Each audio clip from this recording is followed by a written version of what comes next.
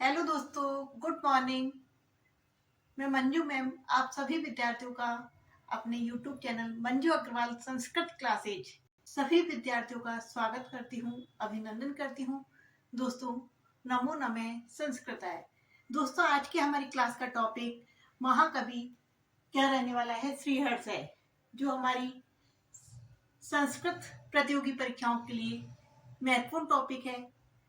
विशेषकर हमारी ये क्लासेज राजस्थान स्कूल व्याख्याता फर्स्ट ग्रेड सेकंड ग्रेड के लिए चल रही है। तो हम सबसे पहले हम महाकवि श्रीहर्ष को देखते हैं। तो महाकवि श्रीहर्ष जो एक कवि से ज्यादा क्या थे, विद्वान थे। इतने अधिक विदुषी थे कि उनके नाम के आगे यदि हम श्री ना लगाए तो उनकी विद्वता अधूरी रह जाएगी। तो इनके नाम जो था वो क्या था, श्रीहर्ष था। इनका नाम क्या था, श्रीहर्ष था। तो यदि हम इनके समय काल की बात करें, इनका समय काल का क्या था, तो इनका समय काल था 1150 से 1200 ईस्वी के आसपास रहा है। इनका समय काल क्या रहा है, 1150 से 1150 ईस्वी से 1200 ईस्वी, अर्थात 12वीं शताब्दी क्या हो रही है, समाप्त होती है। तो 12वीं शताब्दी उत्तरार्ध भी हम इनका समय काल बता सकते हैं, ईस्वी तक। अथवा यूं कहो कि 12वीं शताब्दी शताब्दी के उत्तरार्ध में इनका समय काल रहा है। दोस्तों, इनकी जो रचना प्राप्त होती है हमें, इनकी जो रचना प्राप्त होती है नैषधीय चरितम महाकाव्य। इस नैषधीय चरितम महाकाव्य में इन्होंने अपने जीवन परिचय को, कुछ श्लोकों में अपने जीवन परिचय को, अपने समय काल को, अपने माता पिता, इन सभी का क्या किया है, उल्लेख किया है, परिचय के रूप में उल्लेख किया है। तो इनके जो समय काल है अथवा माता पिता का जो वर्णन है, जीवन परिचय, उसको प्राप्त करना क्या है, आसान है, क्योंकि इनके ग्रंथ में ही ये सब कुछ प्राप्त हो जाता है। तो इसलिए इनके जो समय काल को लेकर दुविधा होती है, जैसे हमारे महाकवि कालिदास के समय काल को लेकर दुविधा होती है, तो उनसे इतिहास से उनके समय काल को मैच करके हमें जो क्या नाम है, उनसे लेनी पड़ती है। लेकिन हमारे महाकवि श्रीहर्ष के बारे में इस तरह का नहीं। उन्होंने अपने महाकाव्य के जो श्लोक है उनमें ही अपने समय काल को प्रदर्शित कर दिया है, अपने जीवन परिचय को स्पष्ट रूप से लिखा है। यदि हम इनके पिता की बात करें दोस्तों, तो इनके पिता भी एक बहुत बड़े विद्वान हुए हैं। कैसे हुए, बहुत बड़े विद्वान हुए हैं। तो इनके पिता की भी विद्वता बहुत अधिक थी।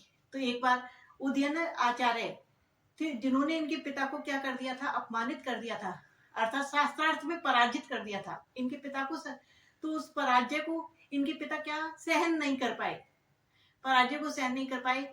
उस दुख से ही उनकी जीवन लीला समाप्त हो गई, यूं कह सकते हैं हम। तो उस के बाद जब उस समय क्या थे, श्रीहर्ष छोटे थे, लेकिन उनके पिता ने, श्रीहर्ष के पिता ने श्रीहर्ष से वादा लिया था कि आप मुझसे भी अधिक विद्वान बनोगे और उदयन आचार्य को शास्त्रार्थ में पराजित करोगे। इस प्रकार से वादा लिया। तो श्रीहर्ष जब बड़े हुए तो अपनी विद्वता को करने के लिए, मतलब विद्वता प्राप्त करने के लिए बहुत अधिक शिक्षा प्राप्त की, लेकिन फिर भी वो अपने आप से संतुष्ट न हो सके। तो उन्होंने क्या किया था, माँ भगवती की एक पूजा अर्चना की।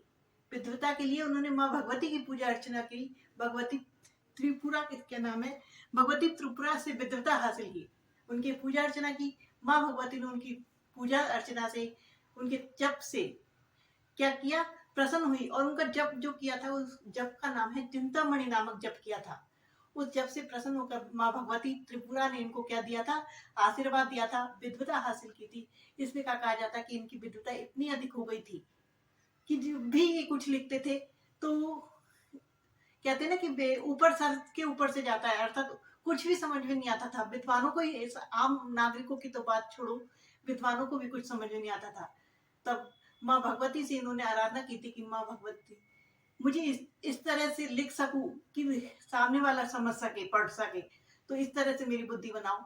उसके बाद माँ भगवती ने इनकी बुद्धि को थोड़ा कुंठित करके, अर्थात इस तरह की श्रेष्ठता दे दी कि जो भी लिखे वो सामने वाला अर्थात विद्वान समझ सके। तो इनके जो पिता का नाम क्या था, तो जो पिता का नाम था वो क्या था, श्री हीर। इनके पिता का नाम था श्री हीर। श्री हीर इनके पिता का नाम था।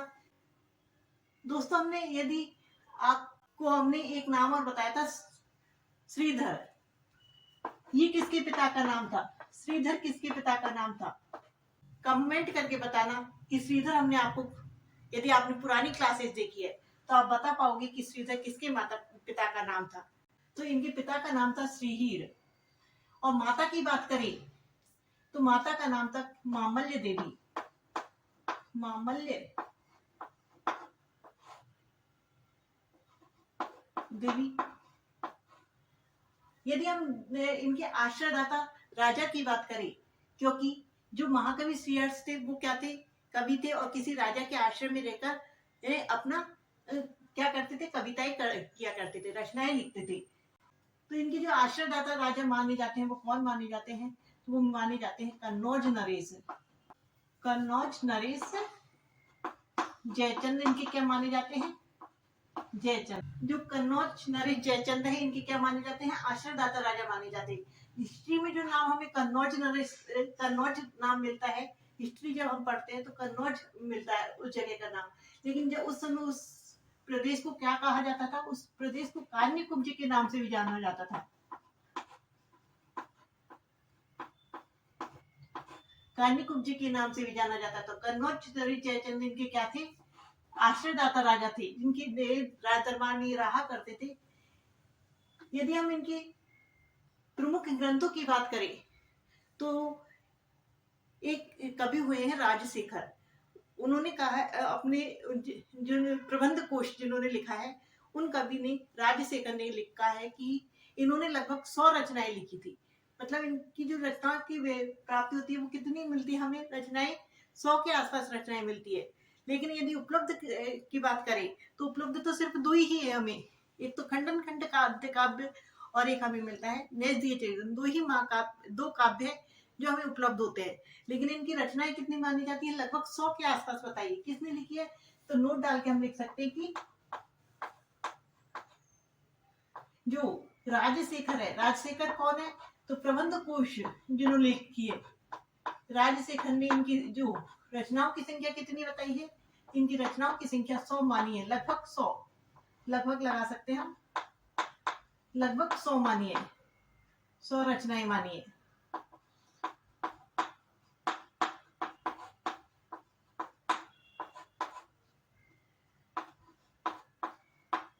यदि हम इनके प्रमुख ग्रंथों की बात करें तो जो हमारे श्रीहर्ष थे, तो ये ऐसा नहीं था कि ये सिर्फ एक काव्य लिखने में निपुण थे, ये सभी चीजों में निपुण थे। इनकी विद्वता एक चीज पर रुक कर नहीं रह गई थी, ये दर्शन में भी प्रमुख थे।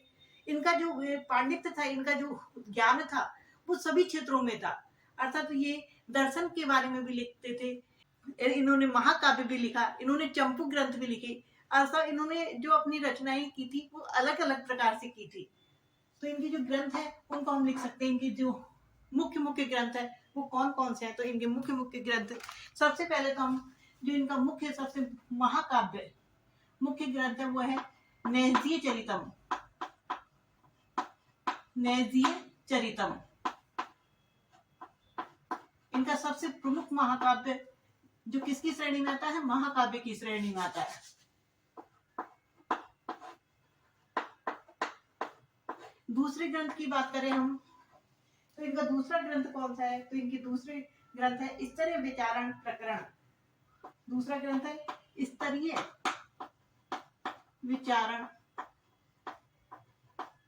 प्रकरण। और एक कौन सा है, गौड़ौर विश कुल प्रशस्ति। एक है गौड़ौर विश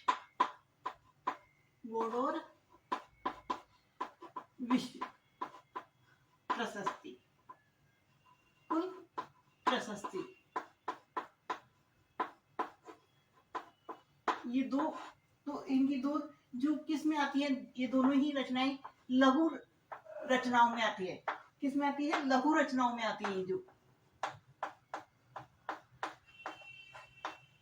ये दोनों, ये हमारा नैषधीय चरितम महाकाव्य में आता है, स्तरीय विचारण प्रकरण और गोडोर विस्कुल प्रशस्ति ये लघु रचनाओं में आती है, अर्थात इन्होंने प्रकरण भी लिखा है, एक प्रशस्ति भी लिखी है। और यदि हम बात करें और अन्य ग्रंथों की, तो एक इनका ग्रंथ मिलता है हमें खंडन खंड खाद्य। एक और ग्रंथ मिलता है हमें अर्णव है वर्णन।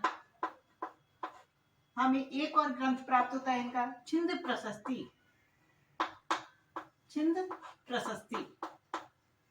हमारा एक ग्रंथ है छिंद प्रशस्ति, एक ग्रंथ है शिव शक्ति सिद्धि।